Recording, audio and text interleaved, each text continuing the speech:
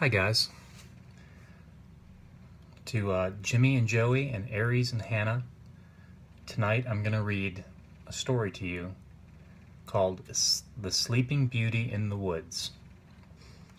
Once upon a time, there was a king and a queen who were very sorry that they had no children, so sorry that it cannot be told. At last, however, the queen had a daughter. There was a very fine christening, and the princess had for her godmothers all the fairies they could find in the whole kingdom. There were 7 of them, so that every one of them might confer a gift upon her, as was the custom of fairies in those days. By this means the princess had all the perfections imaginable. After the christening was over, the company returned to the king's palace, where was prepared a great feast for the fairies. There was placed before every one of them a magnificent cover with a case of massive gold, wherein were a spoon and a knife and a fork, all of pure gold, set with diamonds and rubies. But as they were all sitting down at table, they saw a very old fairy come into the hall.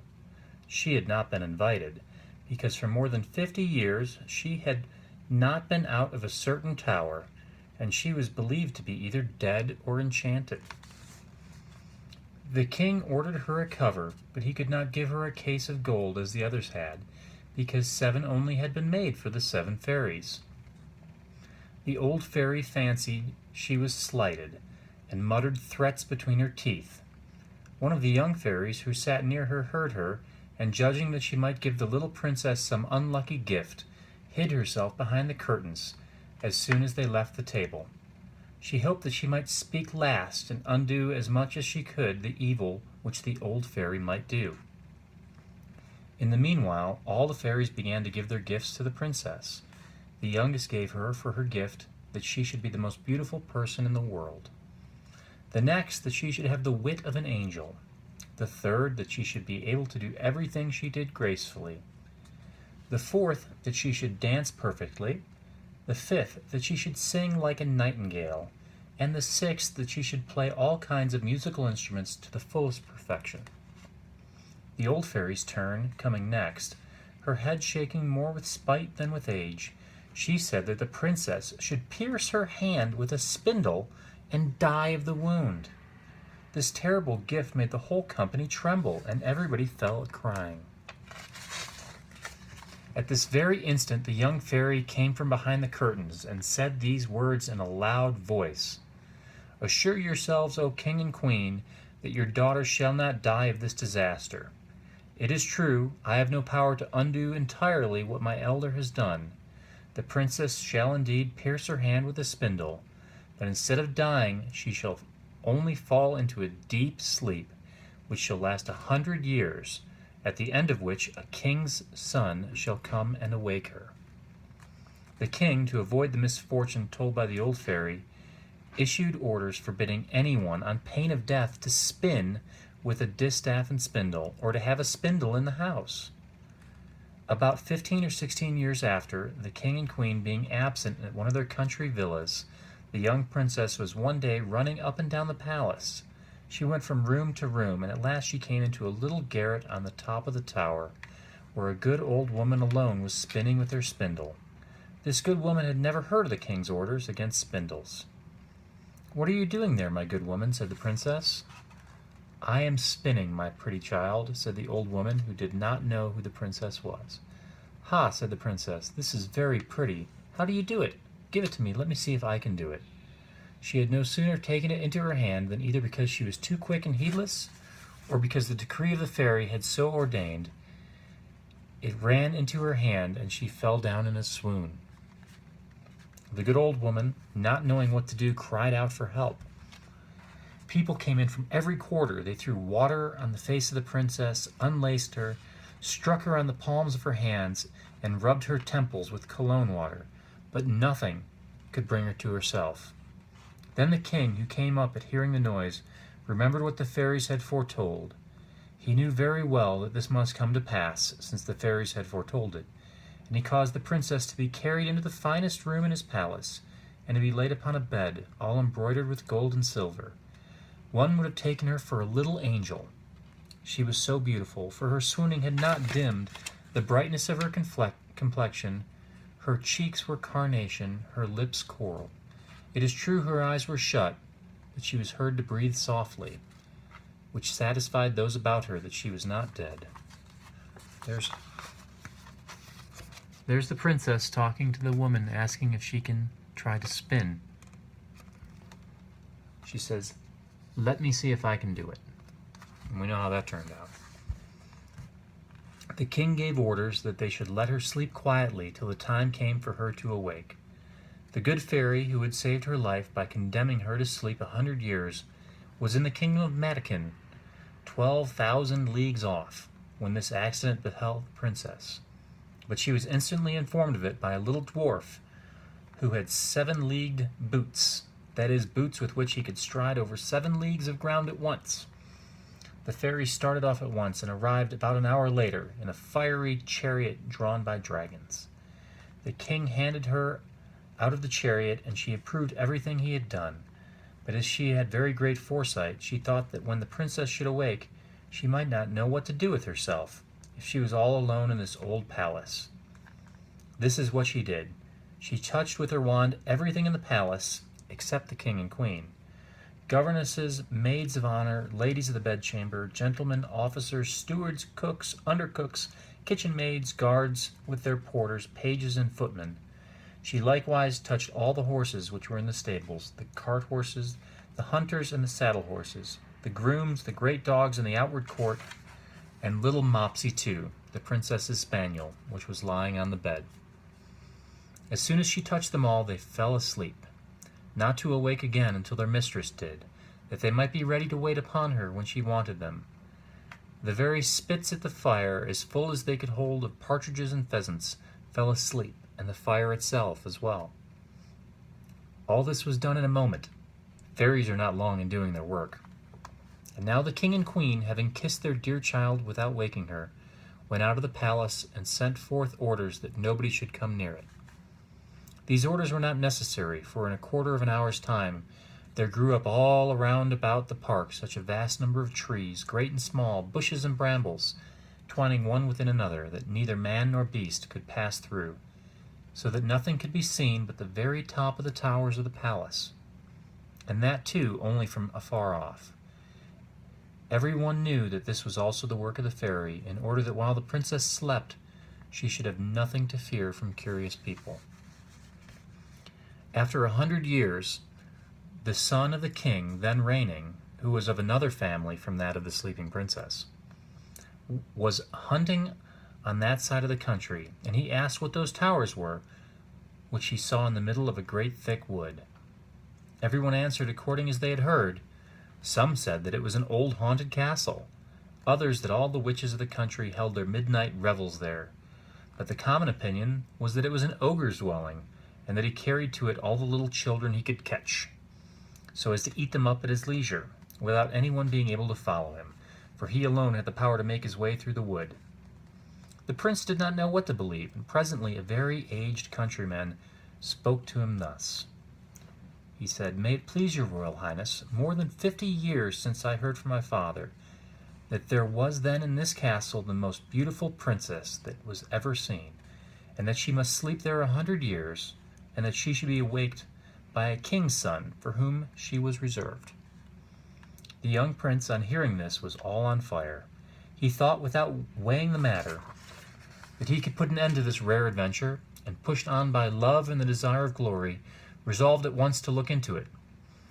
As soon as he began to get near to the wood, all the great trees, the bushes and brambles gave way of themselves to let him pass through.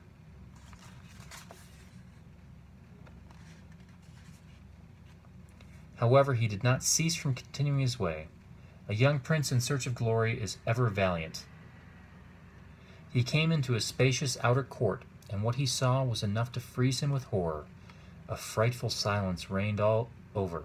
The image of death was everywhere, and there was nothing to be seen but what seemed to be the outstretched bodies of dead men and animals. He, however, very well knew by the ruby faces and pimpled noses of the porters that they were only asleep, and their goblets, wherein still remained some drops of wine, showed plainly that they had fallen asleep while drinking their wine. He then crossed a court paved with marble, went up the stairs, and came into the guard chamber, where guards were standing in their ranks, with their muskets upon their shoulders, and snoring with all their might. He went through several rooms full of gentlemen and ladies, some standing and others sitting, but all were asleep. He came into a gilded chamber, where he saw upon a bed the curtains of which were all open, the most beautiful sight ever beheld, a princess, who appeared to be about 15 or 16 years of age, and whose bright and resplendent beauty had something divine in it. He approached with trembling and admiration, and fell down upon his knees before her. Then, as the end of the enchantment was come, the princess awoke, and looking on him with eyes more tender than could have been expected at first sight, said, "Is it you, my prince? You have waited a long while." The prince, charmed with these words, and much more with the manner in which they were spoken, knew not how to show his joy and gratitude. He assured her that he loved her better than he did himself. Their discourse was not very connected, but they were better pleased, for where there is much love, there is little eloquence. He was more at a loss than she, and we need not wonder at it. She had had time to think of what to say to him, for it is evident, though history says nothing of it, that the good fairy, during so long a sleep, had given her very pleasant dreams. In short, they talked together for 4 hours, and then they said not half they had to say. In the meanwhile, all the palace had woke up with the princess. Everyone thought upon his own business, and as they were not in love, they were ready to die of hunger. The lady of honor, being as sharp set as the other folks, grew very impatient, and told the princess aloud that the meal was served. The prince helped the princess to rise. She was entirely and very magnificently dressed, but his Royal Highness took care not to tell her that she was dressed like his great-grandmother, and had a high collar. She looked not a bit less charming and beautiful for all that. They went into the great mirrored hall, where they supped and were served by the officers of the princess's household. The violins and hautboys played old tunes, but they were excellent, though they had not been played for 100 years. And after supper, without losing any time, the Lord Almoner married them in the chapel of the castle.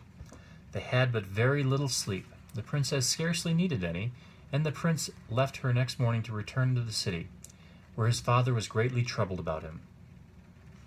The prince told him that he had lost his way in the forest as he was hunting, and that he had slept in the cottage of a charcoal burner, who gave him cheese and brown bread. The king, his father, who was a good man, believed him, but his mother could not be persuaded that it was true, and seeing that he went almost every day a-hunting, and that he always had some excuse ready for so doing, though he had been out 3 or 4 nights together, she began to suspect that he was married, for he lived thus with the princess above 2 whole years, during which they had 2 children. The elder, a daughter, was named Dawn, and the younger a son they called Day, because he was a great deal handsomer than his sister. The queen spoke several times to her son to learn after what manner he was passing his time, and told them that in this he ought in duty to satisfy her, but he never dared to trust her with his secret. He feared her, though he loved her, for she was of the race of the ogres, and the king married her for her vast riches alone. It was even whispered about the court that she had ogreish inclinations, and that whenever she saw little children passing by, she had all the difficulty in the world to prevent herself from falling upon them, and so the prince would never tell her one word. But when the king was dead, which happened about 2 years afterward, and he saw himself lord and master, he openly declared his marriage, and he went in great state to conduct his queen to the palace. They made a magnificent entry into the capital city, she riding between her 2 children. Soon after, the king made war on Emperor Kentelabut, his neighbor. He left the government of the kingdom to the queen, his mother, and earnestly commanded his wife and children to her care. He was obliged to carry on the war all the summer, and as soon as he left, the queen mother sent her daughter-in-law and her children to a country house among the woods, that she might with more ease gratify her horrible longing. Some few days afterwards she went thither herself, and said to her head cook, "I intend to eat little Dawn for my dinner tomorrow." "Oh, madame," cried the head cook. "I will have it so," replied the queen, and this she spoke in the tone of an ogress, who had a strong desire to eat fresh meat, "and will eat her with a sharp sauce." The poor man, knowing very well that he must not play tricks with ogresses, took his great knife and went up into little Dawn's chamber. She was then nearly 4 years old, and came up to him, jumping and laughing, to put her arms around his neck and ask him for some sugar candy, upon which he began to weep. The great knife fell out of his hand, and he went into the backyard and killed a little lamb, and dressed it with such good sauce that his mistress assured him she had never eaten anything so good in her life. He had at the same time taken up little Dawn and carried her to his wife, to conceal her in his lodging at the end of the courtyard. 8 days afterwards, the wicked queen said to the chief cook, "I will sup upon little Day." He answered not a word, being resolved to cheat her again, as he had done before. He went to find little Day, and saw him with a foil in his hand, with which he was fencing with a great monkey. The child was then only 3 years of age. He took him up in his arms and carried him to his wife, that she might conceal him in her chamber along with his sister.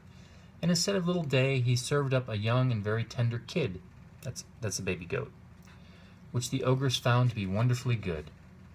All had gone well up to now, but one evening this wicked queen said to her chief cook, "I will eat the queen with the same sauce I had with her children." Now the poor chief cook was in despair, and could not imagine how to deceive her again. The young queen was over 20 years old, not reckoning the 100 years she had been asleep, and how to find something to take her place greatly puzzled him. Then he decided to save his own life, to cut the queen's throat, and going up into her bedchamber with intent to do it at once, he put himself into as great a fury as he possibly could, and came into the young queen's room with his dagger in his hand. He would not, however, deceive her, but told her with a great deal of respect the orders he had received from the Queen Mother. Do it," she said, stretching out her neck. "Carry out your orders, and then I shall go and see my children, my poor children, whom I loved so much and so tenderly." For she thought them dead, since they had been taken away without her knowledge. "No, no, madame," cried the poor chief cook, all in tears. "You shall not die, and you shall see your children again at once.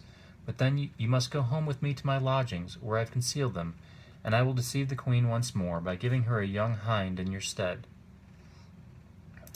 Upon this he forthwith conducted her to his room, where, leaving her to embrace her children and cry along with them, he went and dressed a young hind, pretty sure that's a deer, which the queen had for her supper, and devoured with as much appetite as if it had been the young queen. She was now well satisfied with her cruel deeds, and she invented a story to tell the king on his return, of how the queen, his wife, and her 2 children had been devoured by mad wolves. One evening, as she was, according to her custom, rambling about the courts and yards of the palace to see if she could smell any fresh meat, she heard in a room on the ground floor little Day crying, for his mamma was going to whip him because he had been naughty, and she heard at the same time little Dawn begging mercy for her brother. The ogress knew the voice of the queen and her children at once, and being furious at having been thus deceived, she gave orders in a most horrible voice, which made everybody tremble, that next morning by break of day they should bring into the middle of the great court a large tub filled with toads, vipers, snakes, and all sorts of serpents, in order to have the queen and her children, the chief cook, his wife and maid, thrown into it, all of whom were to be brought thither with their hands tied behind them. They were brought out accordingly, and the executioners were just going to throw them into the tub when the king, who was not so soon expected, entered the court on horseback, and asked with the utmost astonishment what was the meaning of that horrible spectacle. No one dared to tell him, when the ogress, all enraged to see what had happened, threw herself head foremost into the tub, and was instantly devoured by the ugly creature she had ordered to be thrown into it to kill the others. The king was, of course, very sorry, for she was his mother, but he soon comforted himself with his beautiful wife and his pretty children. The end. And what a strange version, the original one, from the Tales of Mother Goose by Charles Perrault. Well, that's the original version, guys. Maybe we'll get a copy of Sleeping Beauty and you guys can watch it at home. I love you all, and I hope you enjoyed the story.